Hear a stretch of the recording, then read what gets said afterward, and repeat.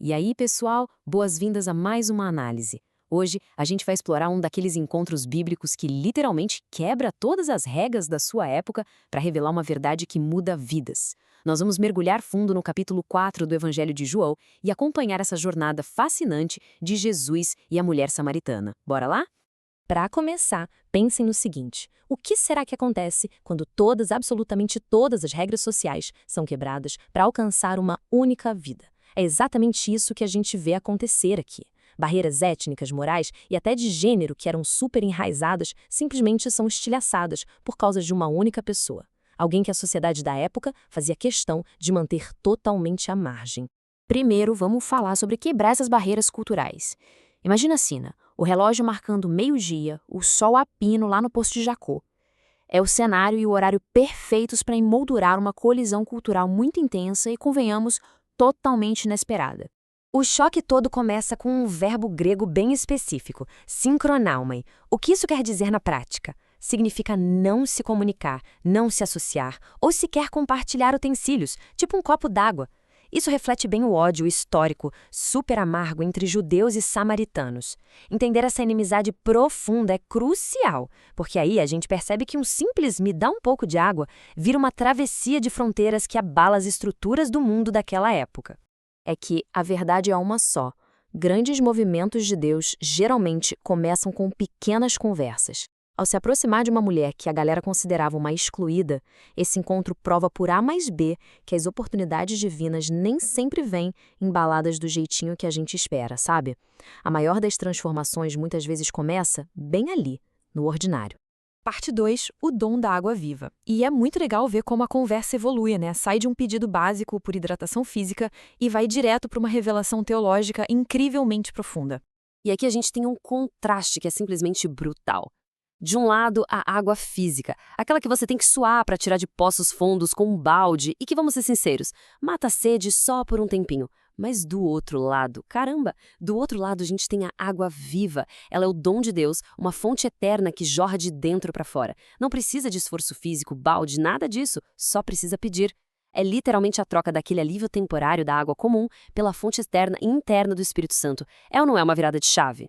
Para aprofundar um pouco mais, tem uma frase lindíssima da história da igreja primitiva, escrita por Agostinho de Hipona. Ele diz o seguinte: aquele que pedia de beber tinha sede da fé daquela mulher. Genial, não é?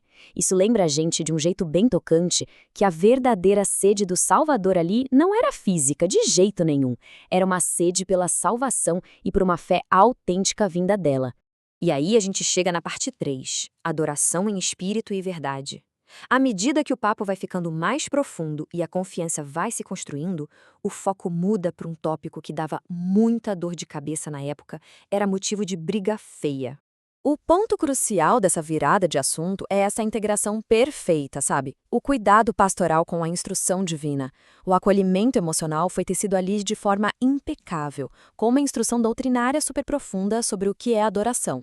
Esse encontro acaba atendendo a uma necessidade emocional bem específica da história de vida daquela mulher, mas ao mesmo tempo resolve uma necessidade espiritual coletiva. Pensa no debate fervoroso que rolava. De um lado, os samaritanos batendo o pé dizendo que o lugar certo para adorar era o Monte Gerizim.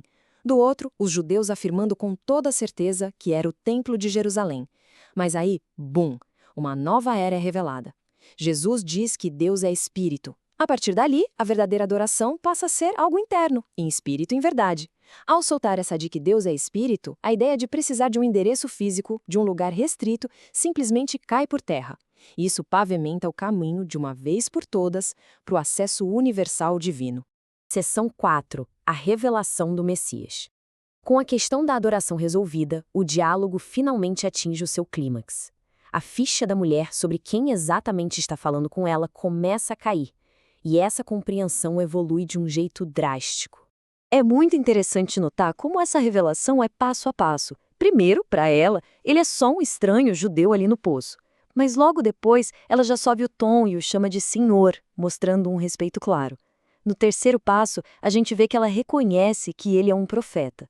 Até que chegamos à etapa final, onde ela percebe, peraí, é o Messias, o Cristo. É fascinante, de verdade, acompanhar como uma pessoa que era totalmente isolada pela sociedade vai, aos poucos, juntando as peças até reconhecer que o próprio Salvador está de pé bem na frente dela. E então, o momento que arrepia, o ápice absoluto da conversa. Eu o sou, eu que falo contigo. No grego, ego eimi. Gente, essa declaração absoluta ecoa o sagrado nome de Deus. Ela confirma ali, sem a menor sombra de dúvidas, que as promessas messiânicas que todo mundo estava esperando há séculos estavam finalmente se cumprindo bem ali, no meio daquela conversa no poço. Agora, parte 5. De excluída a missionária. Fala sério, é impossível que um encontro desse tamanho terminasse ali no poço, né? O impacto dessa revelação dá o pontapé inicial na fase final da nossa história.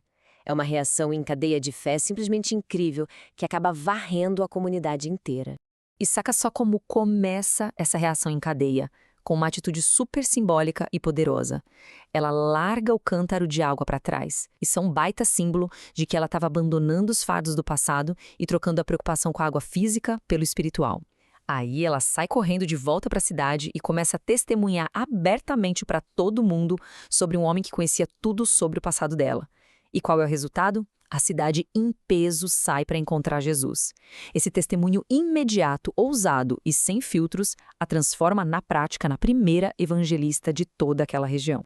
E o resultado prático de toda essa empolgação foram 2 dias. Por causa do testemunho vibrante dessa mulher, a comunidade inteira pede encarecidamente para que o Salvador fique por lá. E Jesus fica. Ele permanece lá por 2 dias inteiros, o que resulta numa conversão em massa. As pessoas passam a reconhecê-lo não só pelas histórias que ouviram, mas porque tiveram a chance de sentar, conversar e experimentar por si mesmas que ele é de fato o Salvador do mundo. Que baita virada!